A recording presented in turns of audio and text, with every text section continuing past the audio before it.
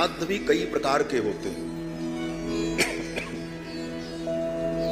जिस तिथि पर व्यक्ति की मृत्यु होती है वह मुख्य तिथि वर्ष में जब एक बार आती है तो उस तिथि को उसके लिए जो श्राद्ध किया जाता है उसको एकोदिष्ट श्राद्ध कहते हैं। वह केवल एक व्यक्ति के लिए होता है, जिसकी मृत्यु उस तिथि में हुई होती है उसके लिए होता है, उसको एकोदृष्ट श्राद्ध कहते हैं। पितृपक्ष जब आता है, पितृपक्ष आने वाला है, तो पितृपक्ष में जो श्राद्ध किया जाता है उसको पार्वण श्राद्ध कहते हैं।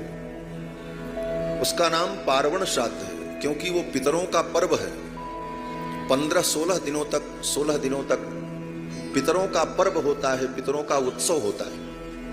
उस पितरों के पर्व पर जो श्राद्ध किया जाता है इसलिए उसका नाम पार्वण श्राद्ध होता है। और पार्वण श्राद्ध में किसी एक पितर का पिंडदान नहीं होता। जितने लोग अपने कुल में हैं, जो जो आपको याद हैं, जिनसे आपका स्नेह है, संबंध है, चाहे वो अपने परिवार के न हो, दूसरे के परिवार के भी हो, लेकिन अगर आप उनके प्रति स्नेह रखते हैं और आप उनको पिंडदान देना चाहते हैं तो उस पार्वण श्राद्ध के अवसर पर उनको भी पिंडदान दिया जाता है।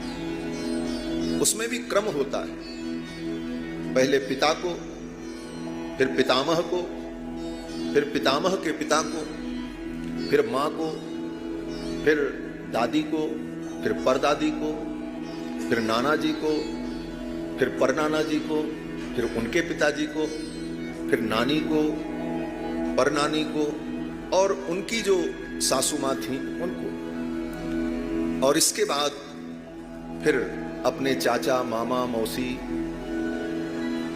भाई, पत्नी, पुत्र, जो भी संसार से चला जा चुका है, जो आपका अपना था, जिसके प्रति आपका स्नेह है, गुरु, मित्र, सेवक, नौकर, कोई भी हो, श्राद्ध ही एक ऐसा कर्म है जो कोई भी व्यक्ति किसी के लिए कर सकता है।